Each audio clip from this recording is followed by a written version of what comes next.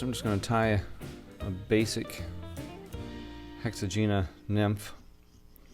The hook I have in the vise is a number 10 Mustad Viking hook, so it's a little bit longer than your standard number 10. I've backed the 5/32 gold bead with some 20 thousandths wire. And the thread I'm using is 6/0 uni and tan. This is a bigger nymph. I think typically tied between a size 8 and 10, and maybe towards the later part of the season they may get down to something like a 12. For the tail, I've just got cleaned and stacked red fox squirrel tail, and I just want about half the length of the shank to maybe, let's get on top, to maybe 3/4 of the shank. You don't want a full tail length here. That's a little too long.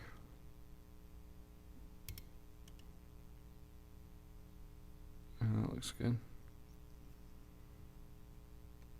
That'll work. That squirrel will want to move on you, so you have to readjust it a few times.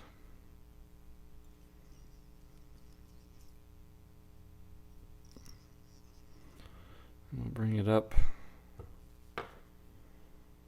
to several bodkin widths behind the bead, or you can meet it up with your wire. Next, you just need some gold wire. I'm using a medium gold wire. You could use gold oval tinsel. I'm going to tie mine in on the bottom side.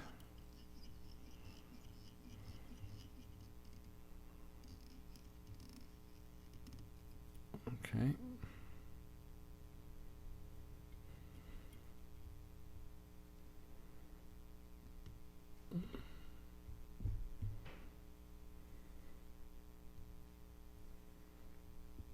There's better.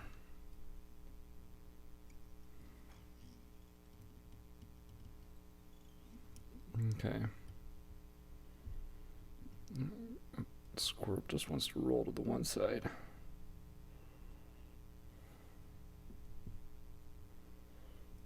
There we go.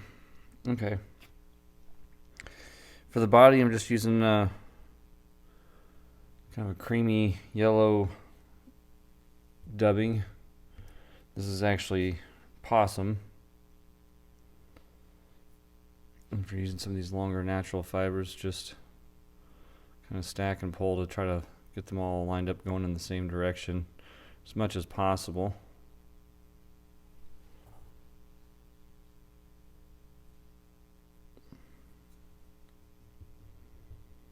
And we'll add a little bit of a taper to this. You want the body somewhat compact, which is a little bit difficult to do with possum in particular. It wants to kind of shoot out all over the place like that, but the color was just what I had that was right for this pattern. And so I took color, because I can always trim the stuff down if I need to. And you could blend something together out of antron, like a yellow and a cream antron or something. Whatever you want to do. This is just kind of a generic pattern. It's not,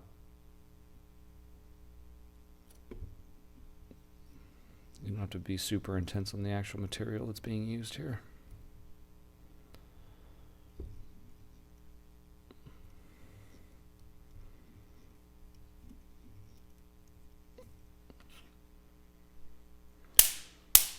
Well, that bug died twice. Boy, they're bad this spring.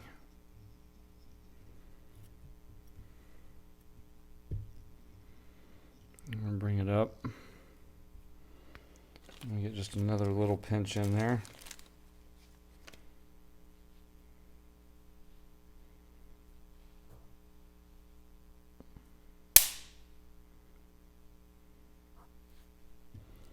Just got these little tiny flies. They're just hatching like crazy. I'm sure you see them flying around in the background. They're not as bad this week as they were last week. They were really bad.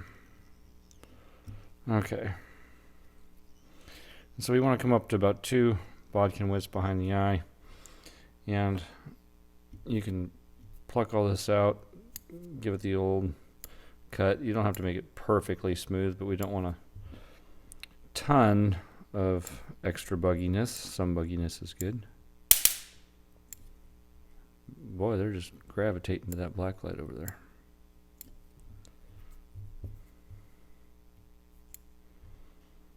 It's the sideshow you can't see. The anticipation of the next bug that's stupid enough to fly into that amazing black light. I'm sure some of you can relate. Okay. Now we're just going to bring this rib up.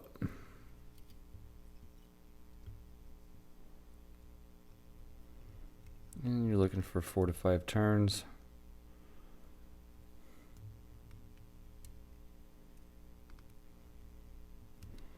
Trying to keep them evenly spaced.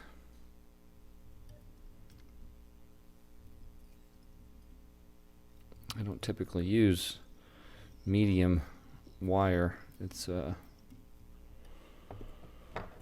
doesn't like to bend super well, and it's tough to cut off, so you got to use something a little heavier duty usually.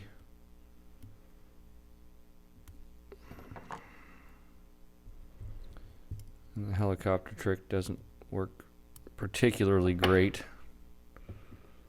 with it.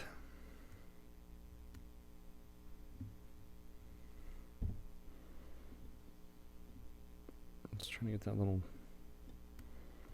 nub out of there where it slices my thread. Okay. Next I'm just going to go with a ginger hen hackle, which I've already prepped.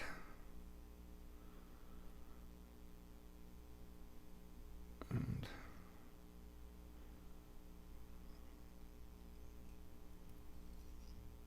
you could use a lighter brown or furnace hen.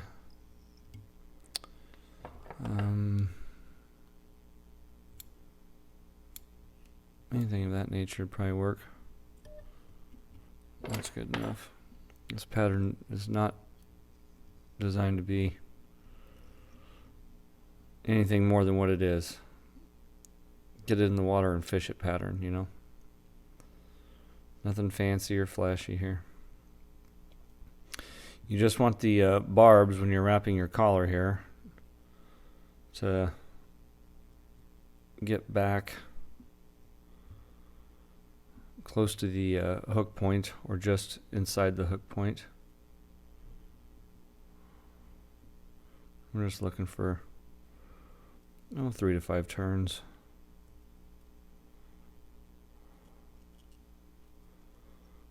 It's just that stem is twisting on me. It's not wanting to do what I want it to do. There we go.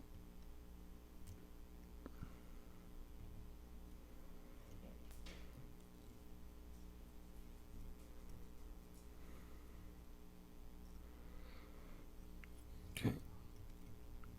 Tie that down.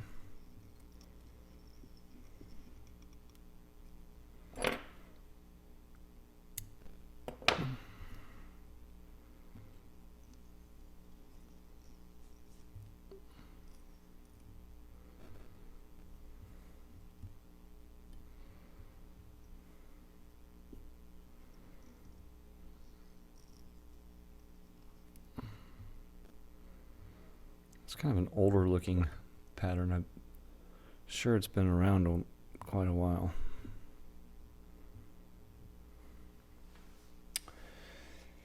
And for the final touch, we just want, you can use quite a bit here too. I'm going to use some super bright all-purpose in this kind of tan color. It's just a all-purpose synthetic dubbing. You could use tan hare's mask, or tan possum, or tan dry fly dub, or tan nymph dub. Really, whatever you got here.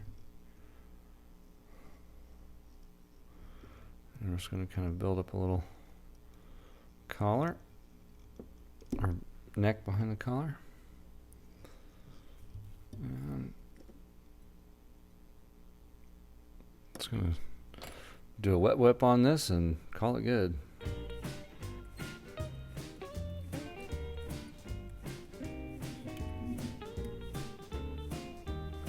About 5 turns in there. Pop the thread.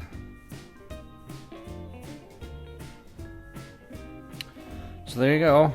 It's just a basic Hexagenia pattern. Fish at rivers, fish at still water. Put a tungsten on there if you want to get it down faster. Really up to you. This is substitute a lot here. That'll work. So if you liked the video, always appreciate a thumbs up. Like, subscribe, and share. And as always, everybody, happy tying. Take care.